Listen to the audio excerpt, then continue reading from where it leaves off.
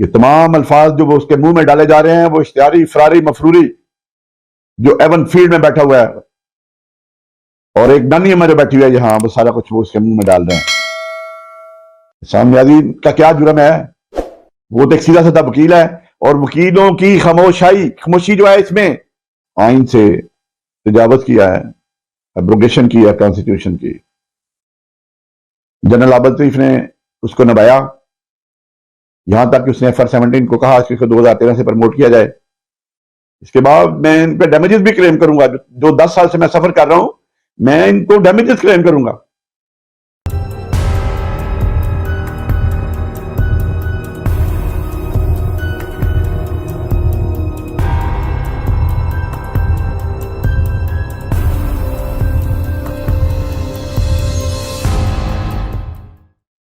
نحمدہ و نصلی علی رسول الکریم، اما بعد، اعوذ باللہ من الشیطان الرجیم، بسم اللہ الرحمن الرحیم.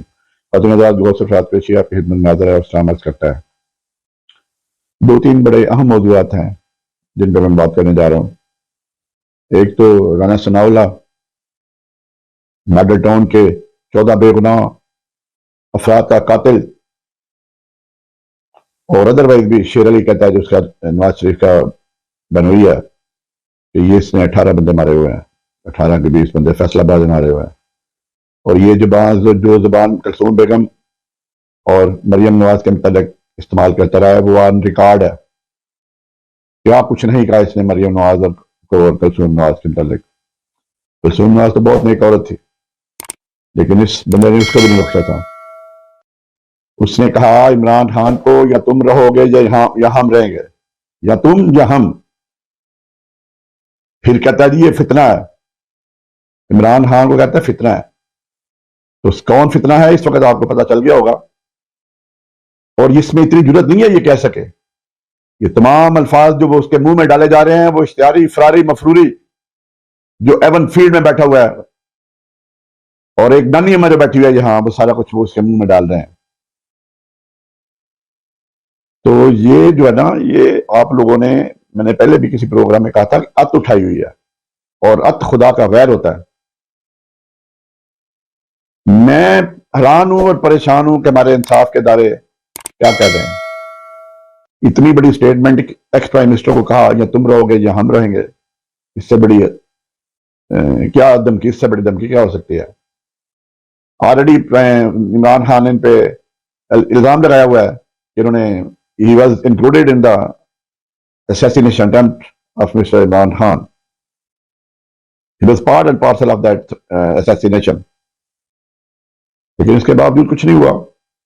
گورنمنٹ ان کی ہے، لیکن جو منار پاکستان پہ جلسہ ہوا ہے انہوں نے تمام رکاوٹوں کے باوجود پورا پنجاب میں سیل کیا ہوا تھا انہوں نے. لیکن لوگوں نے، جتنے لوگ اندر سے اس سے ڈبل باہر تھے. میں نہیں، احمد میر کہہ رہا ہے، میں تو جلسے میں جانا چاہتا تھا لیکن مجھے کہا گیا کہ نہیں آپ جا نہیں سکو گے آگے، کیونکہ داتا دربار سے آگے بالکل بلا کے جائے.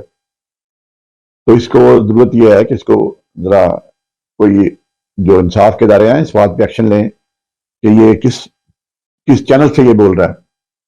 دوسری بات جو سب سے تکلیف دہ بات ہے وہ حسن نیازی کی. حسن نیازی کا کیا جرم ہے؟ وہ تو ایک سیدھا سادہ وکیل ہے، اور وکیلوں کی خاموشی جو ہے اس میں مجھے بڑی تکلیف دہ ہے کہ وکیل بالکل اس کو لوارسوں کی طرح چھوڑا ہوا ہے انہوں نے. وہ لاہور بار ایسوسی ایشن کا، لاہور ہائی کورٹ بار کا ممبر ہے. پہلے اس سے اسلام آباد میں کیس بنایا گیا، پھر نامعلوم افراد نے اس میں ڈال کے کوئٹہ میں لے گئے، اور اس کو کراچی میں لے گئے، ابھی اس کے بعد لاہور لے کے آئیں گے. ہو سکتا ہے پشاور بھی لے جائیں، لیکن پشاور میں یہ کام نہیں ہو رہا.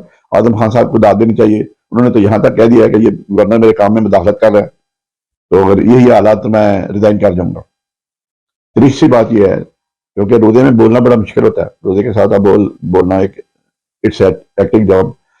تو سپریم کورٹ نے آج جو چیف الیکشن کمشنر جو ہے اس کے جو اس نے قانون سے، آئین سے تجاوز کیا ہے، ابروگیشن کی ہے کانسٹیٹیوشن کو ملائن کیا ہے، اس کی سماعت ابتدائی طور پہ ہوئی ہے 5 ججز نے، اور جسٹس راجو احسن اور جسٹس مرتاب ریاض اور چیف جسٹس ہیں. بڑے انہوں نے زبردست سوال پوچھے کہ انہوں نے کہا کہ کیا پریزیڈنٹ کی ڈیٹ دی گئی ہو تو الیکشن کمیشن ڈیٹ چینج کر سکتا ہے؟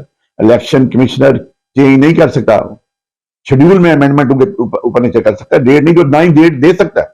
He has no power in the constitution to give the date for the election. लेकिन यहाँ जो डोर लाने वाले हैं वो सारा कुछ करवा रहे हैं. इलेक्शन कमीशन पे भी बड़ा प्रेशर है, ये मुझे ज़्यादा तौर पर पता है.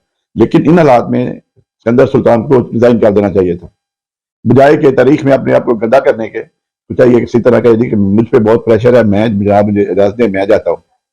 तो सुप्रीम कोर्ट ने आज बड़ी लंबी की है, अली जफर ने बड़ा केस बिल्डअप किया हुआ है. उसमें एक जो जज हैं मंदो खेल साहब, वो तो हैं ही उनके जो डोरल आते हैं.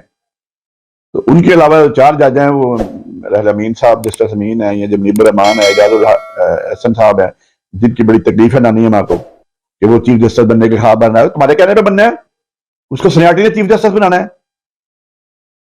तो समात कल तक मिलती हो गई है.